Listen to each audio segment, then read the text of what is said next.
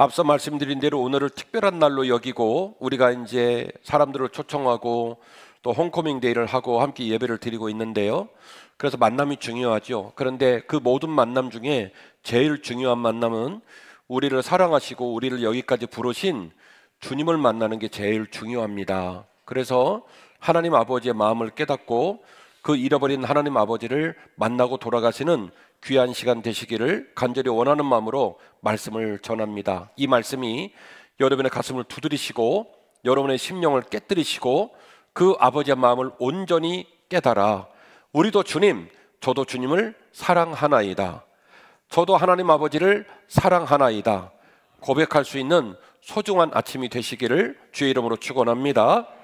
첫 번째 말씀드리고 싶은 이야기는 하나님 마음인데요, 하나님 마음은 항상 잃은 자녀에게 있습니다. 오늘 박보영 목사님께서 누가복음 15장을 읽으셨는데 누가복음 15장 1절은 이렇게 기록을 하고 있어요. 모든 세리와 죄인들이 말씀을 들으러 가까이 나아오니 바리새인과 서기관들이 수군거려 이르되 이 사람이 죄인을 영접하고 음식을 같이 먹는다 하고 뒷담화를 하고 있어요. 빨리 말하면 뒷담화를 하고 있는 거예요. 많은 세리와 죄인들이 주님을 바라보고 주님, 우리에게도 먹여주실 말씀의 양식이 있을까요? 주님, 우리도 주님 품으로 나아갈 수 있을까요? 하는 마음으로 어렵게 발걸음을 띄어 주님께 나가오니까 주님께서 그들을 다 영접하고 끌어안고 그들에게 말씀을 전하고 심지어 그들하고 식사까지 하셨다는 거예요. 그 모습을 보고 유대 지도자들이 뒤에서 흉을 보는 거예요. 저 사람이 죄인과 밥을 먹는다? 저 사람들이 죄인과 대화한다? 이렇게 흉을 보는 것입니다. 그 이야기를 듣고 예수님께서 그 질문에 대답으로 주신 이야기가 오늘 읽으신 본문의 이야기인데, 오늘 읽으신 본문의 이야기는 세 가지의 똑같은 비유로, 세 가지의 다른 비유이지만 메시지는 똑같은 비유로 구성이 되어 있습니다. 첫 번째는 잃은 양 한 마리에 관한 비유를 드셨고요, 두 번째는 잃은 드라크마 한 입에 관한 비유를 드셨고, 세 번째는 잃은 아들의 비유를 들었죠.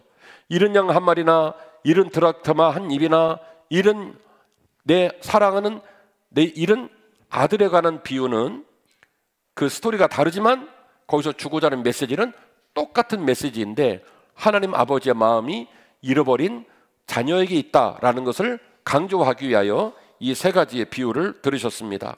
이 세 가지의 비유에 나타난 아버지의 마음이 무엇일까? 바로 7절 말씀인데요, 내가 너에게 이르노니 이와 같이 죄인 한 사람이 회개하면 하늘에서는 회개할 것이 없는 의인 99으로 말미암아 기뻐하는 것보다 더하게 될 것이다. 내가 너에게 이르노니 이와 같이 죄인 하나가 회개하면 하나님의 사자들 앞에 큰 기쁨이 되느니라. 할렐루야. 예.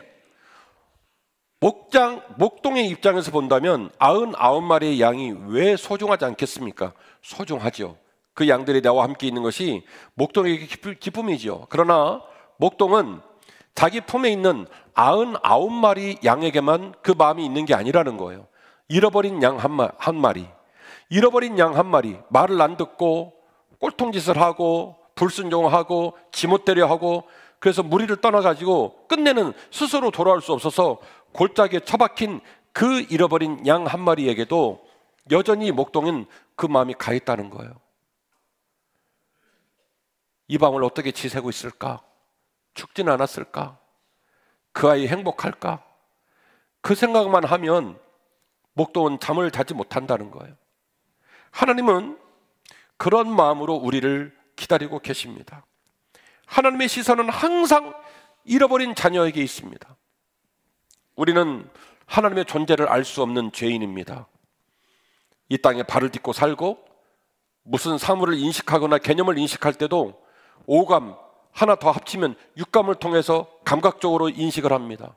그러니 피조물이 조물주를 이해한다, 피조물이 조물주를 파악하고 산다, 거의 불가능에 가깝습니다. 그래서 가끔씩 정신을 차리면 없던 믿음이 있는 것처럼 보이지만 우리는 곧잘 넘어지고 방황하고 좌절할 때가 너무나 많습니다. 우리가 어찌 하나님을 스스로 사랑할 수 있을까요? 그래서 우리는 주 앞에서 잃은 아들처럼, 잃어버린 양처럼 보일 때가 너무나 많습니다. 그러나 그럼에도 불구하고 우리가 기억할 것은 하나님 아버지는 항상 여전히 우리를 그리워하신다는 거예요. 우리를 사랑하신다는 거예요. 하나님 아버지가 지금도 우리를 기다리신다는 거예요. 여러분, 이 사실을 꼭 기억하시기를 주의 이름으로 축원합니다. 오늘 말씀이 계속 이어지는 가운데 이 아버지의 마음이 느껴지시기를 주의 이름으로 축원합니다. 그렇다면 하나님 아버지는 어떤 마음을 갖고 계시기에, 하나님 아버지는 어떤 습성과 어떤 삶의 목적성을 갖고 있기 때문에 잃어버린 자식을 그렇게 기다린다고 말하고 있을까요? 동구밭에 애끓는 아버지의 눈물이 있습니다. 동구밭에 애끓는 아버지의 눈물이 있습니다. 누가복음 15장 17절입니다. 이에 스스로 돌이켜 이르되 내 아버지에게는 양식이 풍족한 품꾼이 얼마나 많은가. 나는 여기서 추려 죽는구나. 내가 이런 아버지에게 가서 이르되 아버지, 내가 하늘과 아버지 앞에 죄를 많이 지었습니다. 그래서 지금부터는 아버지의 아들이라 차마 부를 수가 없사오니 차라리 저를 품꾼의 하나로 보소서 하리라 하고, 이렇게 기록되어 있습니다. 잘 아시는 것처럼 아버지가 생전에 계신데 또라이인 둘째 아들이 아버지한테 유산을 달라고 그랬어요. 그 말을 바꿔서 말하면 우리 아버지 빨리 죽었으면 좋겠다라는 말처럼 들리는 아주 불경스러운 행동입니다. 생존에 있는 아버지한테 유산을 신청해가지고 둘째 아들이 그 유산을 다 받아가지고 먼 나라에 가서 허랑방탕하게 다 썼습니다. 그리고 거지 상거지꼴이 됐습니다. 어떤 집에 가서 돼지들이 먹는 쥐엄나무 열매를 먹게 생겼는데 심지어 그 주인은 돼지는 먹을지 몰라도 너는 먹지 말라고 해서 그 쥐엄나무 열매조차도 못 먹겠다고 얘기를 합니다. 죽기 직전입니다. 사람만 있을 뿐 죽기 직전입니다. 그런 상황에 놓인 아들이 아버지에게로 돌아가겠다는 결정을 내린 거죠. 이 아들은 아버지에게 돌아간다는 결정을 얘기할 때 세 가지를 생각합니다. 첫 번째, 자격입니다. 나는 아버지의 앞에 아들의 자격이 있다 없다. 앞만 봐도 내가 한 짓거리를 보니까, 내가 살아온 삶을 보니까 나는 더 이상 아버지 앞에 아들의 직위를, 아버지의 자격을 유지할 수가 없다. 이게 아들의 판단이에요. 두 번째는 조건입니다. 그러면 이제 본인이 아들의 자격을 잃어버렸는데 아버지에게로 가야 되잖아요.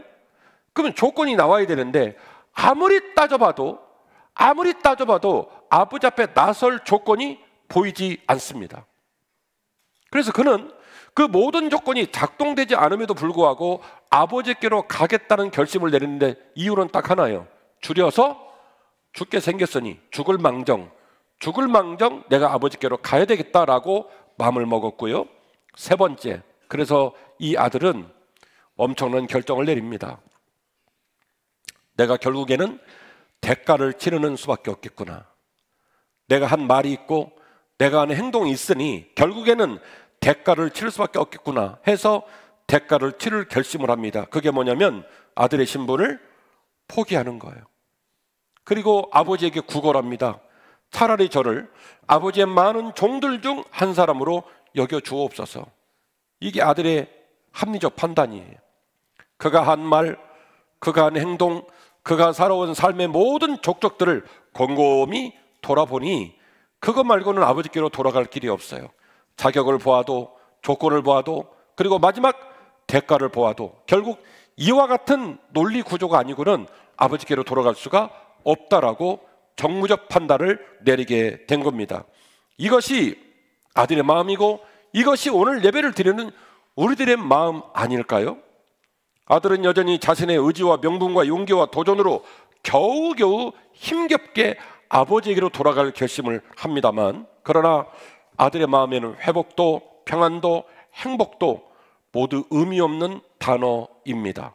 지금도 죽을 맛인데 돌아가서도 아들은 행복을 회복할 수가 없고 회복을 가져갈 수도 없고 그 아버지 품 안에서 평안할 수 없습니다. 왜요? 본인에게는 자격이 있다 없다.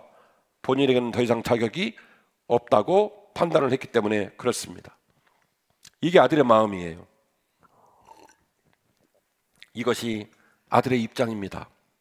이 아침 말씀을 듣고 있는 우리들의 마음과 우리들의 언어와 우리들이 보냈던 우리들의 시간을 한번 곰곰이 돌아보셨으면 좋겠어요. 오늘 본문이 말하고 있는 아들의 마음이 혹시 우리의 마음은 아닐지, 오늘 본문에 담겨진 그 아들의 눈물이 우리의 눈물은 아닐지 곰곰이 묵상해 보시면서 말씀을 계속 이어갔으면 좋겠습니다. 방금까지 말씀드린 건 아들의 입장이고요. 그러면 아버지 입장은 어떤 입장일까요? 아버지는 동구밭에 서서 지금도 울고 계십니다. 아버지는 동구밭에 서서 지금도 울고 계십니다. 이에 일어나 아버지께로 돌아가리라. 아직도 거리가 먼데 아버지가 그를 보고 측은히 여겨 달려가 목을 안고 이불을 맞추었다.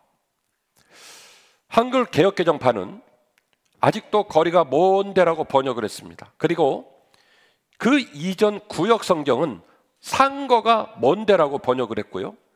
상거가 먼데라고 번역한 그 이전 번역은, 그러니까 우리가 중국어 성경을 번역했는데 중국어 성경을 번역한 그 이전 버전의 번역본은 좀 더 이 본문의 이야기를 한국적인 정서로 너무 잘 표현했다 여겨지는 표현이 나오는데 아버지는 동구밭에 나가서라고 번역을 했어요.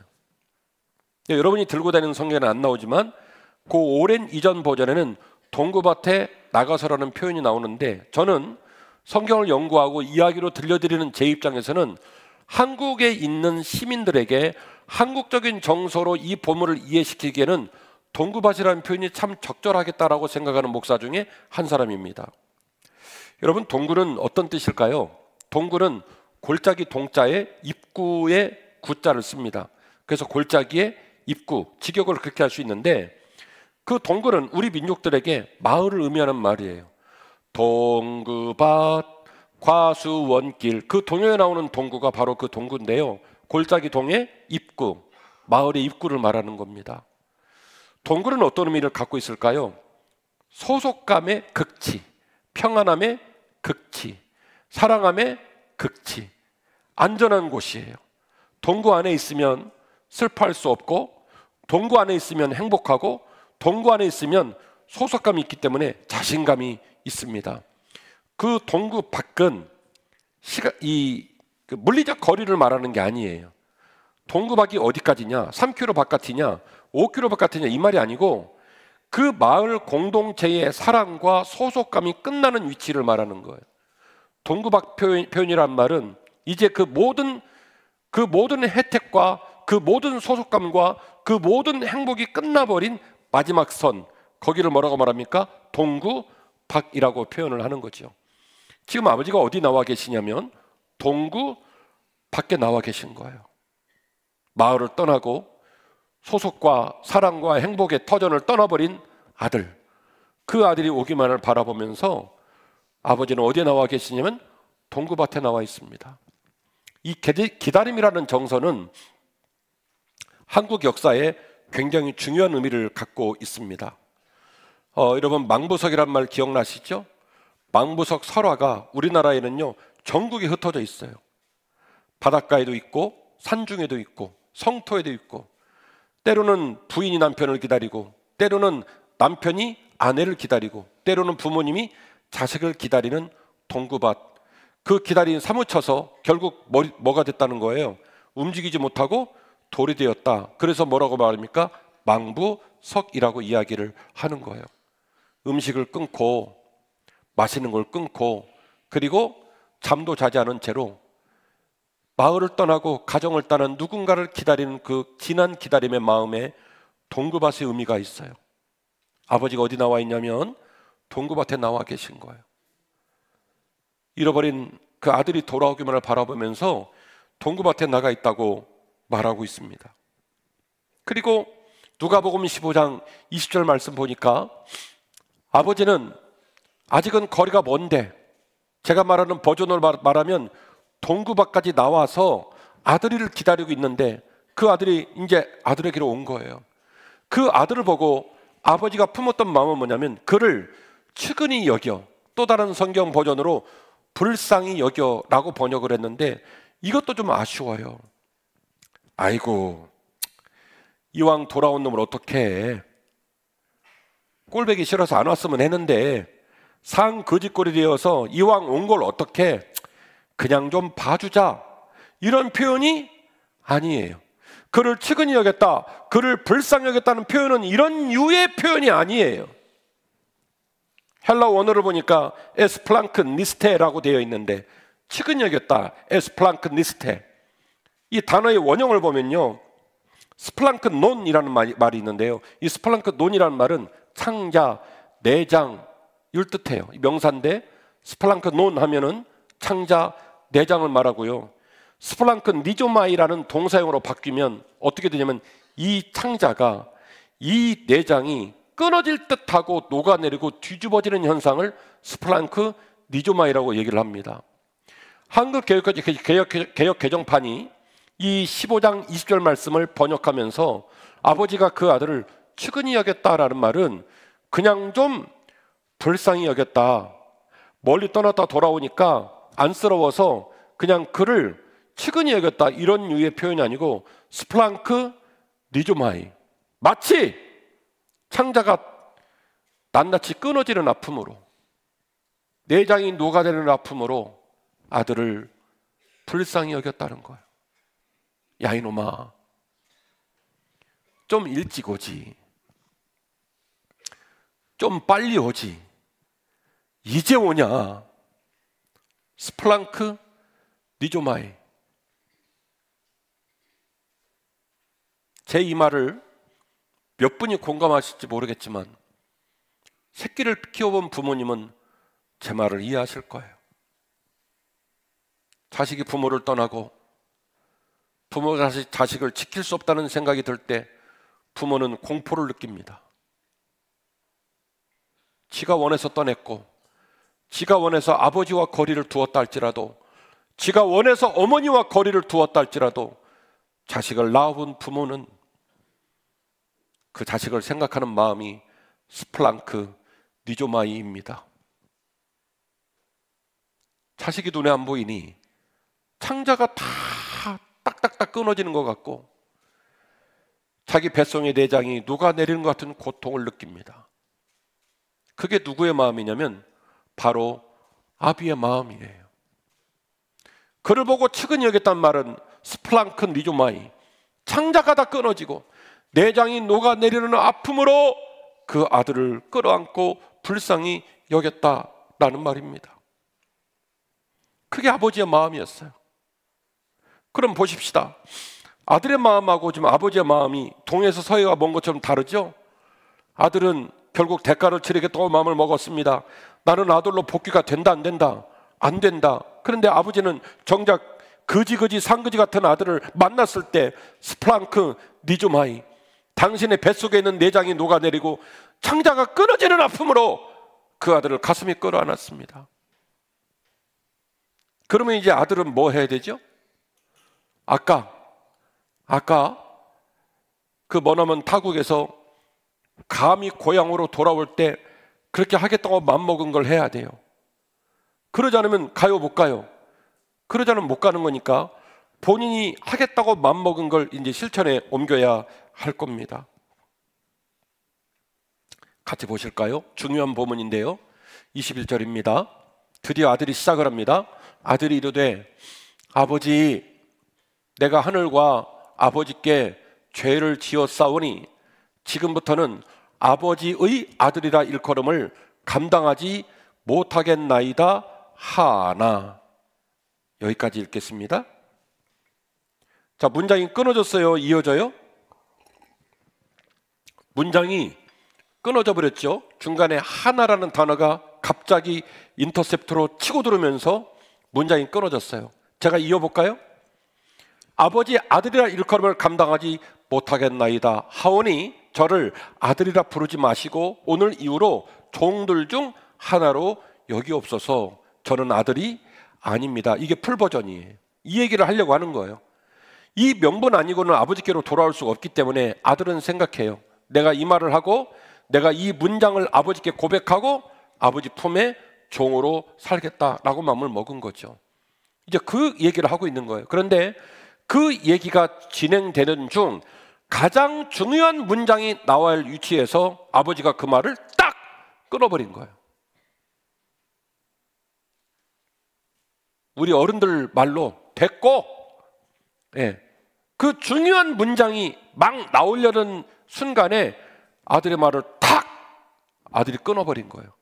딱 끊고, 그리고 아버지가 아들이 얘기 아니라 아버지의 얘기를 합니다.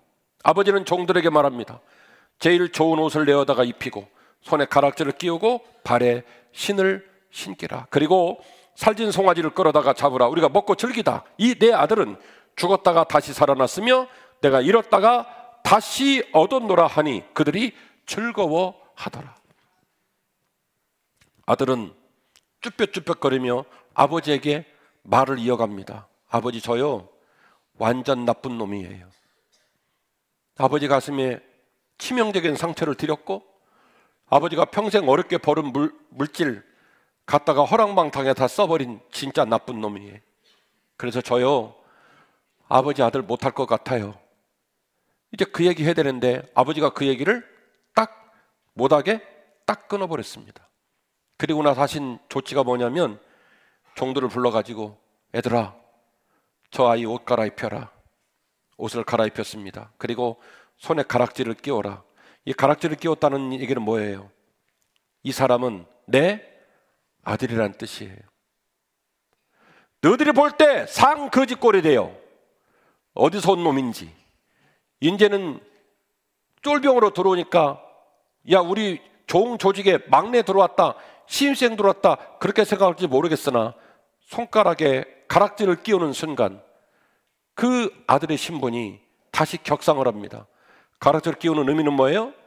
이 사람은 종이 아니라 나의 아들이라는 말이에요. 그리고 신발에 신을 신겼어요. 신발이래. 발에 신을 신겼어요. 여러분 그 말은 무슨 얘기예요? 당시 종들은 신을 신었다 안 신었다? 안 신었다는 거예요. 제가 탄자니아 아프리카에 선교 갔을 때 기억나시죠? 거기 밴드찬트 초등학교 갔는데 165명 아이들 중에 거의 40%밖에 신발을 안 신는 있는 모습을 보고 제가 동영상 찍어서 한국에 보내고 여러분들이 선교원금 보내가지고 165명 시내로 나가가지고 신발 사다가 신겼잖아요. 벌써 가물가물 장로님 한 5명 데리고 다시 가야 될 것 같아요. 그래가지고 아이들이 그 신발을 신고 막 너무너무 좋아하는 거 보셨잖아요. 고대사의 종들은 신발을 신을 수가 없었어요. 그러니까 신발을 신는 거 안 신는 거 보면 종인지 주인인지 딱 알아요. 그 거지 상거지 같은 아들한테 종들에게 명하여 이르기를 우리 아들 다시 신발 신겨줘. 애들아 대박이지? 자라 자.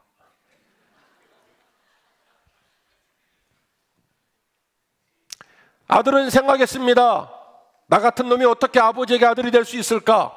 나 같은 놈이 어떻게 자식의 신분을 회복할 수 있을까? 그러나 굶어 죽게 생겼으니 내가 아버지에게 가서 아버지 제가 다시 아들은 못하겠지만 종이라도 시켜주세요. 그렇게 맘을 먹고 갔는데 아버지는 옷 갈아입히고 가락지 끼우고 신발까지 신기고 송아지 잡아서 잔치를 열었어요. 아버지는 말합니다. 아들아, 세상 사람 모든 사람이 너한테 손가락질을 하고 네가 부모님 앞에 불의하는 나쁜 놈이라고 말할지 모르겠지만 너는 여전히 내 아들이야. 너는 여전히 내 아들이야. 이게 아버지가 아들에게 말하고자 했던 메시지예요. 그러니까 아들이 말하는 걸 중간에 잘라버렸죠. 더 이상 그 말을 못하도록. 아버지 이만저만 저만 해가지고 저는 자식 못해요. 종 할게요. 이거 하려고 하는데 중간에 그 얘기를 못하도록 딱 자르고 아버지가 먼저 말하는 거예요. 입 다물어. 너 여전히 내 아들이거든? 너 여전히 내 딸이야. 내가 너를 사랑해. 이게 오늘 본문에 나오는 하나님 아버지의 마음입니다. 말씀의 결론입니다. 하나님은 우리를 실망시키지 않으시며 끝까지 사랑하시는 줄 믿으시기를 바랍니다.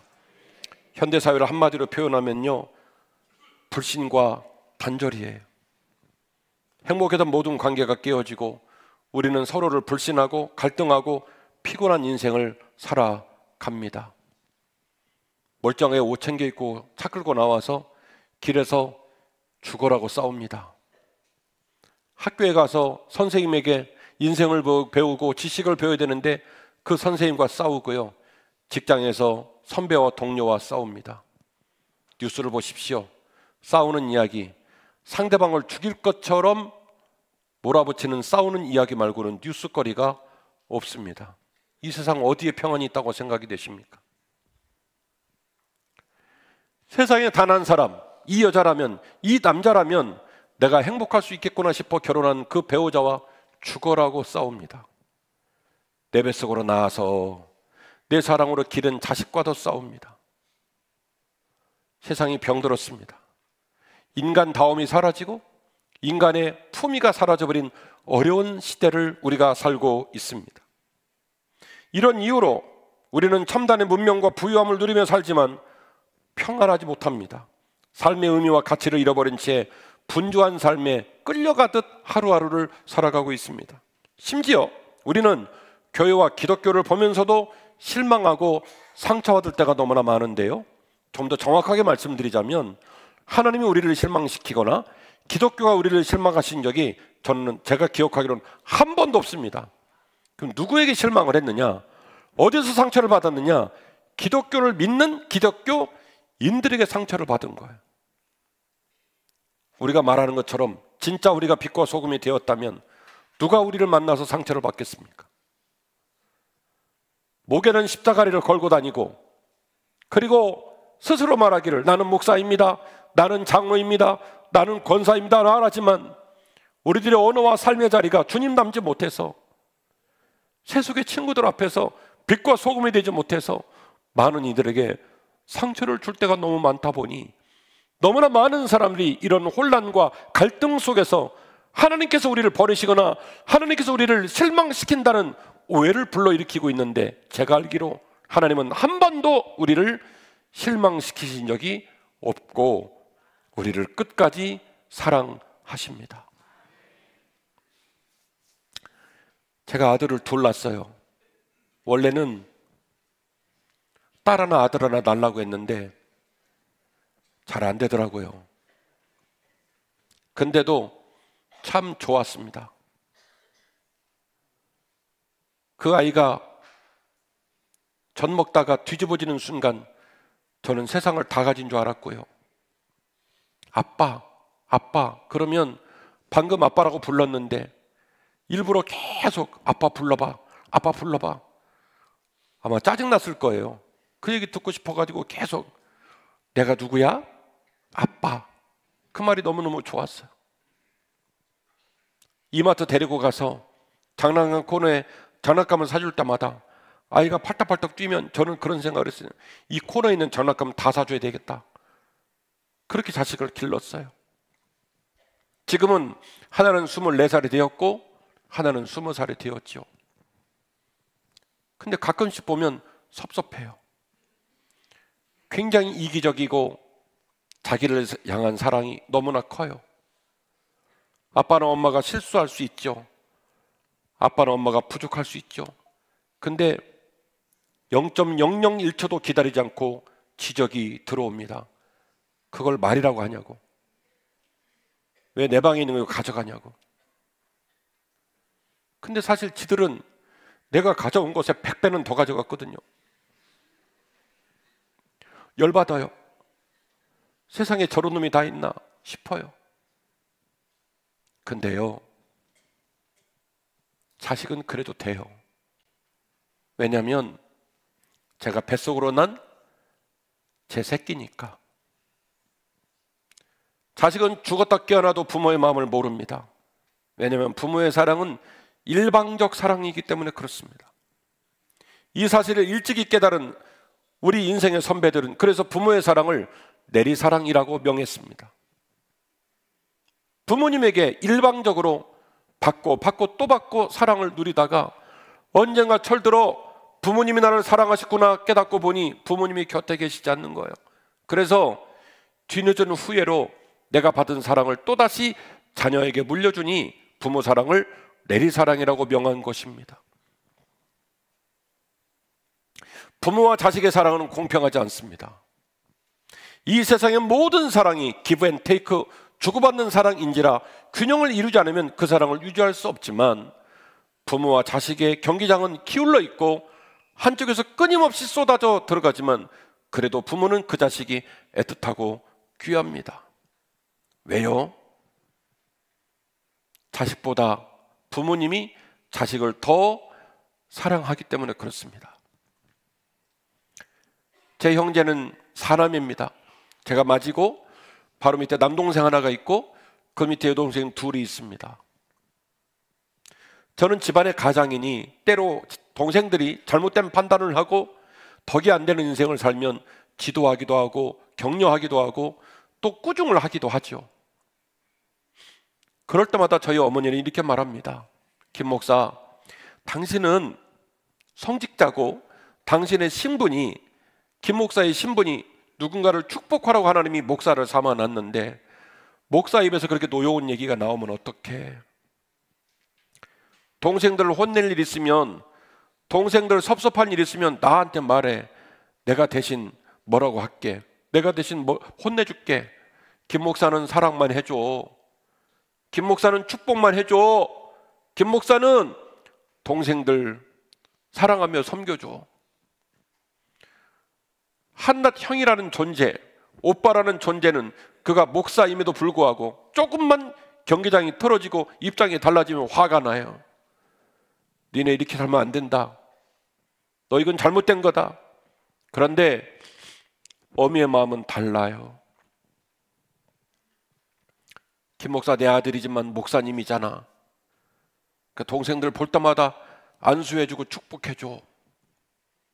김 목사 속상한 건 내가 대신할게. 나한테 말해. 내가 동생들 혼내줄게. 그러니 김 목사는 동생들을 혼내지 마.